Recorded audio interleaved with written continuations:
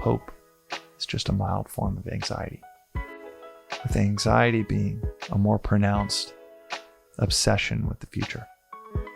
Welcome back to another reflection on the daily Vedantic. You might hear our little dachshund Wendell barking in the background.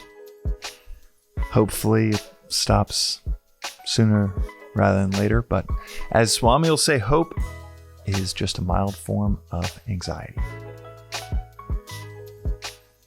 Within this philosophy, hope is not revered.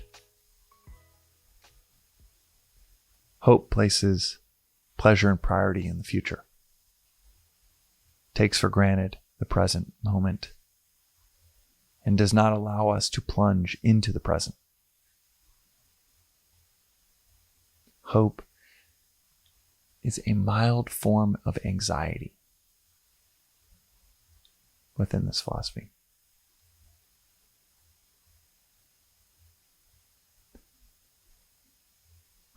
That is such a mind trip for us in the West that are taught to continually hope for the future. Or in a conventional religious approach of heaven is in the future. Salvation is in the future. Always. Perennially in the future. If we're here, if you're experiencing this, then it is only all of what you could value in a conventional religious approach, from the conventional concepts of heaven within Christianity, Islam, almost any approach. The convention is all the good stuff is in the future. And you should hope that you can receive it all in the future. But that is just a mild form of anxiety, with anxiety being a more pronounced obsession with the future.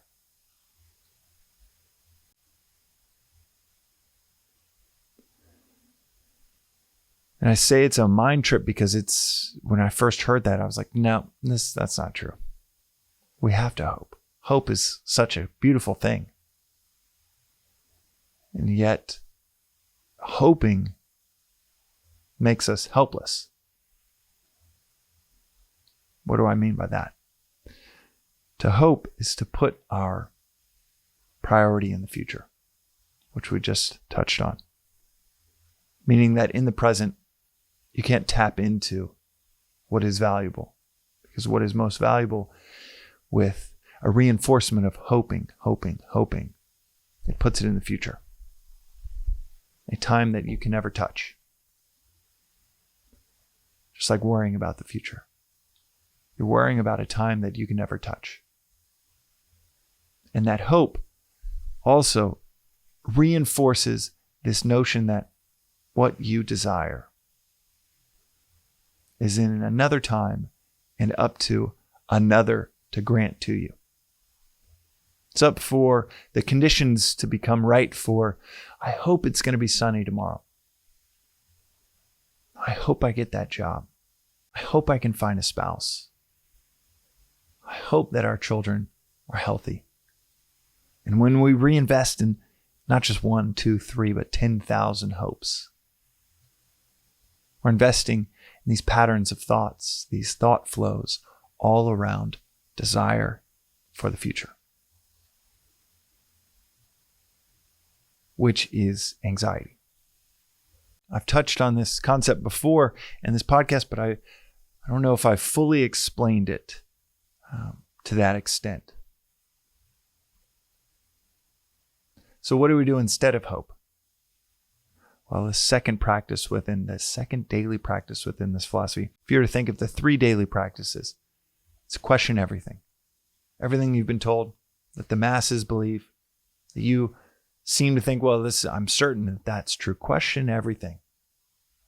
Externally, question everything that you think is good for you internally, that you think is hard and not that beneficial to you. Question everything. Second practice is don't take anything for granted, which I'll come back to in a second. Third practice is study and reflect daily.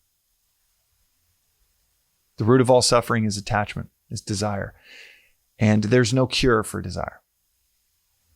In this relative realm, there's no cure for it. There is just a daily inoculation from the virus of attachment. A daily inoculation, like a vaccine you've got to get once a year.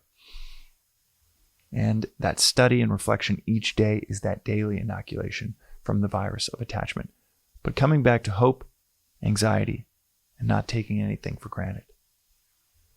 That second practice of not taking anything for granted allows you to look around, see what's happening, see what is providing huge amount of discomfort, perhaps.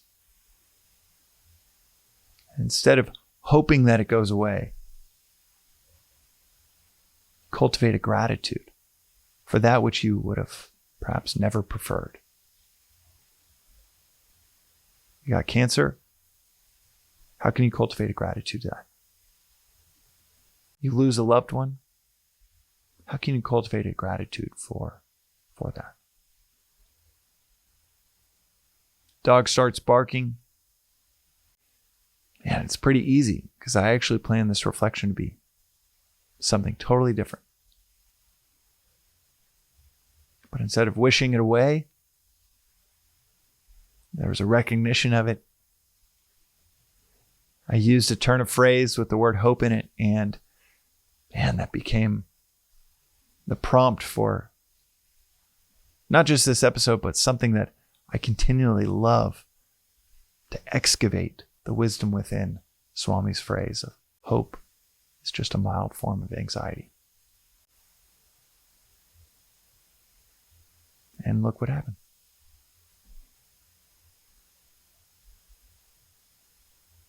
He hasn't barked since. That's today's reflection on the daily Vedantic. And as a prompt for you, maybe write out top 2, 3, 4 things that you hope for in the future. And imagine them, instead of achieving your dreams, imagine them being the opposite, playing out in the exact polar opposite way, a worst case scenario of your top hopes. And see if you could cultivate gratitude. Ways in which those might be beneficial to you. Maybe in that 10-minute exercise, you start to tap into the opposite of anxiety. Is peace. It's happiness.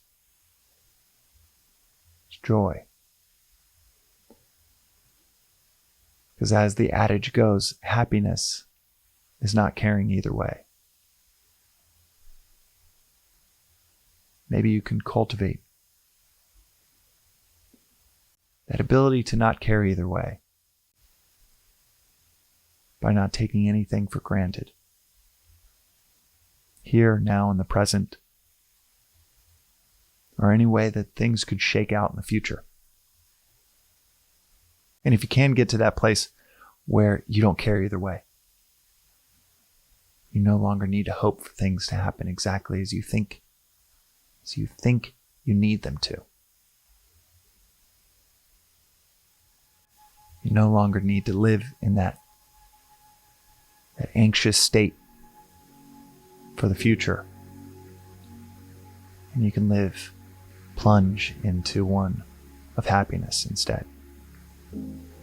That is today's reflection on the daily Vedantic.